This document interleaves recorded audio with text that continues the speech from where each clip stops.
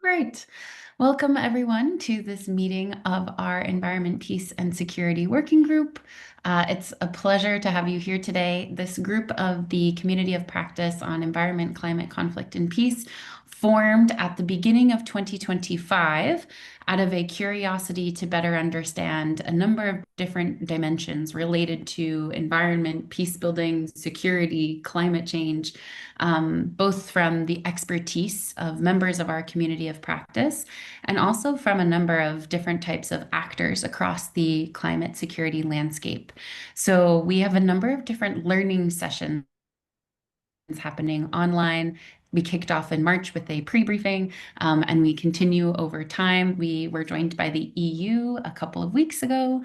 We'll have NATO here next week, OSCE the week after, and I will put a little bit more information in the chat on sort of the agenda and the program. But again, our goal with this series is just to create space for learning and reflection around environment, peace building, security, climate-related issues. I was just mentioning that we have the storm of the century apparently coming to my house in 10 minutes. So Ellie is a co-host. If I disappear, she is very able to to sort of steer the ship. But I'm really pleased to introduce Ellie Kinney, who is our speaker today. She is the military emissions campaigner, and I think I saw a new title in the chat actually that you put in there, at CEOBS, which is the Conflict and Environment Observatory. She works on the Military Emissions Gap Project, which advocates for greater accountability for the military's contribution to the climate crisis. She has been with CEOBS since 2022, but has been campaigning at this sort of militarism and peace intersection for a while in the UK, and we're very lucky to have her. She will present for about 10-15 minutes, and then she has a discussion question for all of you. Ellie, over to you. The floor is yours. Thank you very much, Annika. Can everyone hear me okay? Good stuff. And I hope you're okay, Annika. That's terrifying. So hopefully the storm passes through, everything's fine. Yeah, hi. Lovely to see you all. Also, just to introduce my colleague Lindsay Cockrell, who's joining me as well. I won't put you on the spot, Lindsay, to do a little intro unless you want to.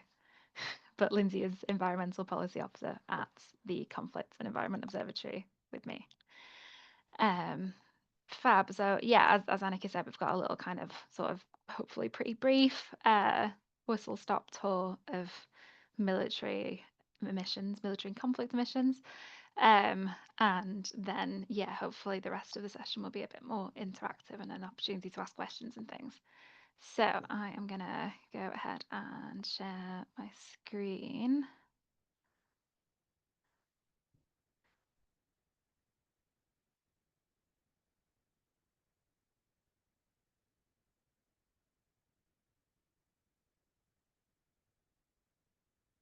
Can you see a graph? Yes, excellent. Can you all not see my notes? Correct. Excellent. Perfect setup. Fab. So yeah, I guess kicking us off in the deep end, I suppose. Or actually no, a bit of an introduction to CEOBS as well, because I think I'm probably familiar with most people through the ECCP, but maybe not everyone. So the Conflict and Environment Observatory, or CEOBS, just a bit less of a mouthful. We are based in northern England. Currently relatively sunny northern England, which is a treat. And we aim to provide a voice for the environment and those who depend on it when it faces harm from armed conflicts and military activity. So what that kind of looks like in practicality is working on monitoring conflicts for environmental damage, working across kind of humanitarian mine action organizations, few other things, and also this project on the military emissions gap. So we estimate that militaries are responsible for 5.5% of global emissions. This means that if the world's militaries combined were a country, it would have the fourth highest carbon footprint, bigger than Russia, as you can see on this lovely graph. To put that into context a little bit, the shipping industry is responsible for about 3% of global emissions, and civil aviation is sort of similar, around kind of 2 to 3%. So we could be looking at a a sector that is as kind of polluting as both of those sectors combined. And we kind of know the sort of societal and political pressure on both of those sectors to decarbonise. Um, so we've worked with Scientists for Global Responsibility to come up with this estimate. And it is just that. It's an estimate. It's based on things like military sizes, like assumptions based on the bits of data that we do know, um, and also factors in kind of a multiplier, which takes into consideration the supply chain and the likely kind of scale of the supply chain. And this is, like I say, only an estimation, but despite this, it has kind of been adopted and widely used by across sort of research and academia, as well as by militaries themselves. But crucially, why is this only an estimation? And that's because reporting of military emissions to the UNFCCC, the UN Framework Convention on Climate Change, it's only voluntary. So a lot of the data on military emissions goes underreported or completely not reported. And this is what we call the military emissions gap, which is the gap between what governments report that their militaries are emitting and the true scale of their contribution to global emissions. If you can't hear me, if I cut out or if I'm talking too fast, feel free to just wave frantically at me. So what is the military emissions gap? So it's got three sort of components to it. The first is what governments are obliged to report to the UNFCCC, which is currently nothing. It's entirely voluntary. Now, if you're familiar with the UNFCCC, you'll know Annex 1 countries have different reporting obligations to non-Annex 1 countries. So there is a kind of voluntary reporting framework that Annex 1 countries can submit under, but it's completely voluntary. Now, this isn't accidental. When the Kyoto Protocol was being developed, the US Department of Defense kind of really put their foot down and lobbied that the US wouldn't sign up and wouldn't get involved unless military missions reporting was made exempt. This developed a little bit with the Paris Agreement, and this language changed from exempt to this kind of voluntary reporting. But we know that if something's voluntary, it potentially doesn't get done, or if it does get done, it doesn't necessarily get done as well as it could be. And this is the second part of the gap, which is how countries report.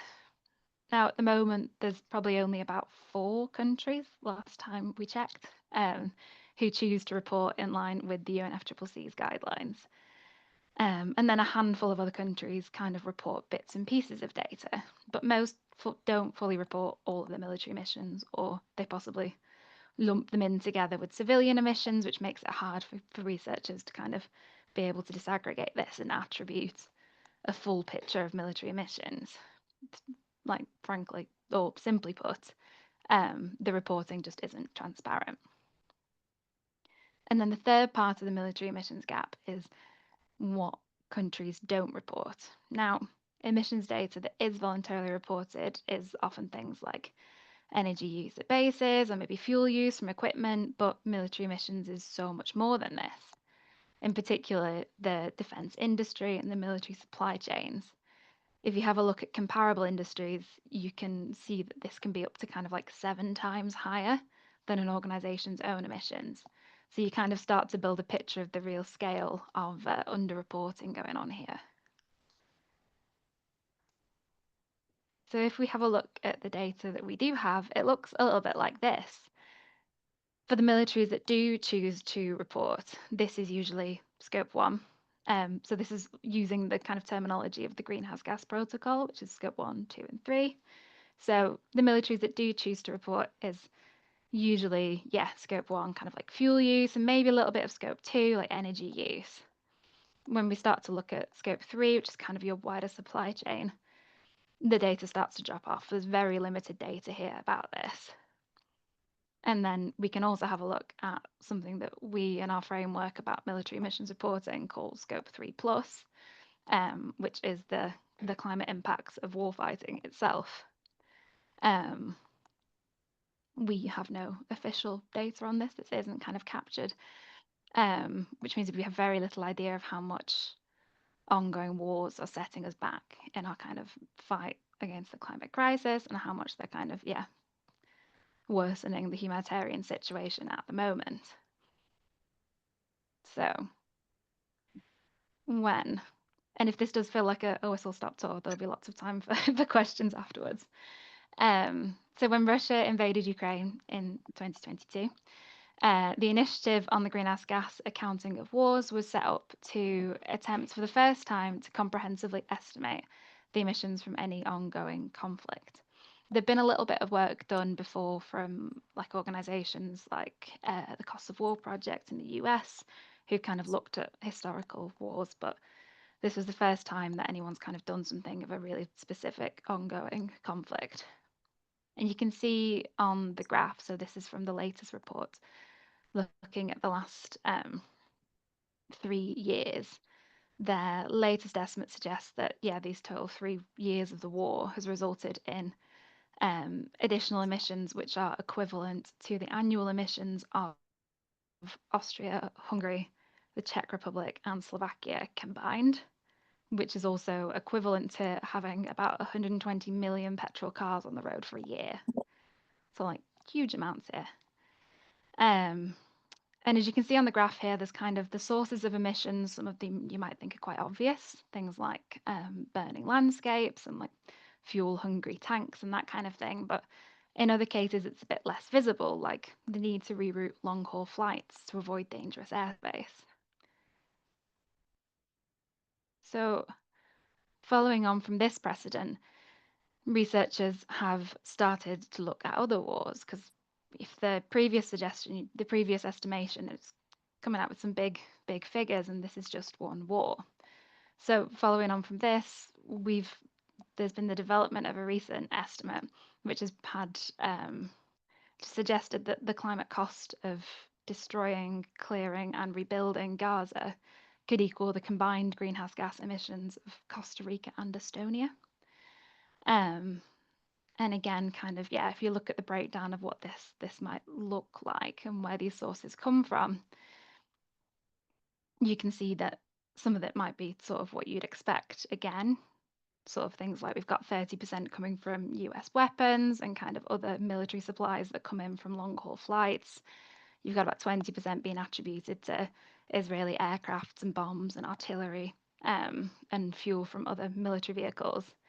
But there's also kind of the less expected or maybe hidden from afar impacts, like, for example, the fact that the wars had such an impact and a damaging effect on Gaza's electrical energy supply, which had previously been quite reliant on solar energy.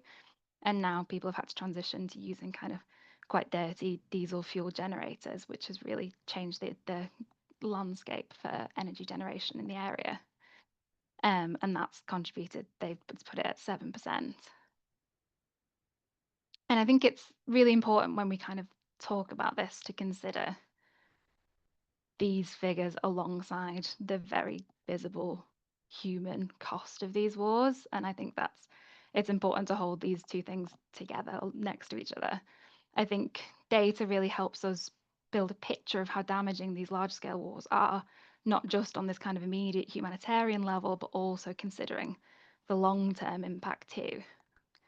I'd also just like to note that we've referenced Ukraine and Gaza here, and that's obviously there are many other ongoing conflicts at the moment, but these two are the only ongoing conflicts that we have estimations for.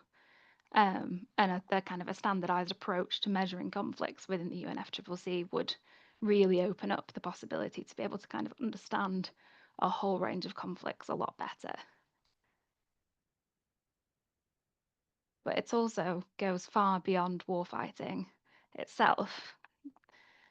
The climate impacts of conflicts continue way after the fighting stops. So, for example, UN peacekeeping. UN peacekeeping represents over 40% of the UN system's emissions. Now they are actively reducing this. There's been the environmental strategy for peace operations, and now I think it's called the Way Forward, an environmental strategy, which I think since 2017 we've seen a kind of gradual reduction in emissions, which goes to show how good or like the progress that can be made when you make a real concerted effort and set strategies in place. And I think UN peacekeeping it's a really interesting opportunity to be able to set an example to the wider military and defence sector through having the opportunity to explore best practices of kind of reporting, of mitigation strategies, and new technologies that can be trialed without having this kind of needing to balance this with combat, as is the priority of militaries otherwise. And then another perspective on this kind of post-conflict recovery, humanitarian mine action plays a really important role in supporting communities in conflict-affected areas. They have strong links, they train and employ local staff, and mine action's really begun to think a lot more broadly about the environmental impact of clearing mines and also how climate change is impacting affected communities. And we've seen things like pilot schemes set up over kind of recent years, which have done things like integrated mangrove recovery planted schemes in Sri Lanka, integrated climate considerations into community engagement and outreach, and also projects that support things like tree planting and sustainable farming practices and agroecology in various different places. And what these kind of are, as I set up, they're these good starts, there's these good examples that show that with the right kind of partnerships and collaboration, there's a lot more progress that can be done. So what needs to happen from here? With increasing military spending going on across the globe, I think this year's marked, or last year rather, marked 10 years of increasing military spending. We also have this like rise of the far right pushing against climate action, and the progress that's been made on military emissions reporting and also military decarbonisation is really like at risk or at risk of being at risk. But there are kind of some really clear steps that governments can take now, and this is what we push for. So we call on governments to commit to robust, comparable, and transparent military emissions reporting, to set clear targets for military emissions reductions in line with the Paris Agreement's 1.5 degrees target, and to implement an internationally agreed standardized framework for measuring conflict emissions. And that was my whistle-stop tour of military and conflict emissions. And from here, if I just stop sharing my screen. Fantastic. Thank you, Ellie. There We we go. really appreciate that. Thank you, Monica. I did ask Ellie to end on a question to all of you. And so I'm going to put that in the chat. And at the risk of sparking controversy, I'm also going to invite you into a breakout room for a couple of minutes to discuss that question before we come back as a group. I'm assuming there are some questions for Ellie. And I also want to express appreciation for Lindsay for filling the chat with resources and links. I'm assuming there are some questions, but I think in order to spark that conversation, what we'd love to do is just to invite you to discuss with one another for a few minutes. If you're like, whoa, don't send me in a breakout room, come back in 5 minutes. You can leave the Zoom call and come back in 5. But otherwise, I'm just putting this question in the chat. And you won't have enough time to get into it 2 months in depth. It's meant as a sort of fire starter session. What are the lessons you've learned from your own work, which might encourage greater engagement by militaries? Very open-ended, knowing that we have a lot of folks in the room with very different experiences of this field. So what I'll do is go ahead and pause the record. So I think because most of the folks here are not governments, and you had some really clear recommendations for governments at the end of your presentation, I'm curious if you have any ideas of sort of call to action for other members of this field, whether they're sort of sitting in practice, policy, research, whatever their positionality. But keeping this in mind, that sort of question of isn't investing in conflict prevention a good way to reduce military emissions? Like what can we do? Is there something we can do? Could not find my mute button then. Really good question. I think, it becomes slightly tricky when you work on this topic because, and this is a point that came up in the in our breakout group, that the defense policy is kind of different in that it doesn't ever really tend to come from the bottom up. It's a very top level policy, so you can kind of do as much mobilizing of kind of society and even of military personnel, but also at the end of the day, it's a real like top level policy decisions. Um, but that being said, what is really, really important, especially at the moment, is just this kind of normalizing of this as a conversation. I think militaries have avoided the spotlight for so long in the climate conversation because of the reporting exemptions. It hasn't. We haven't had the data to be able to even know the scale of the problem, and that's why we have this estimation, and even it's an estimation. Um, and just this avoiding of the spotlight has meant that the kind of conversation is decades behind every other sector. It's decades behind where it needs to be right now, at a time where militarism is growing and really increasing, which is just it's a difficult dynamic to work within. So I think just really making the links, being there to ask the questions, make the links as the climate community, as peace builders, and not to see this as a military issue, because it's a real cross. Like military emissions are a climate issue. There is a lot of things within military and defense policy that I think it's really important not to be scared of. I think we should be confident to question things and confident to push for things when it interlinks with our work, like climate and environmental policy, because it's completely relevant and it strengthens defence policy if it has wider scrutiny. So I think that's kind of a really key part of it, and especially at this moment of rising militarism to normalise this calling for real broad human security and not just hard security as the only way forward. That's something I think that, you know, we, whatever, regardless of sort of where we work or where we sit on this call, is something that can definitely be done, whether through the research or the policy conversations that we're having. And so I want to say thanks to you for helping to educate us and share the data, share the approaches, share recommendations. And also thanks to everybody else for being here.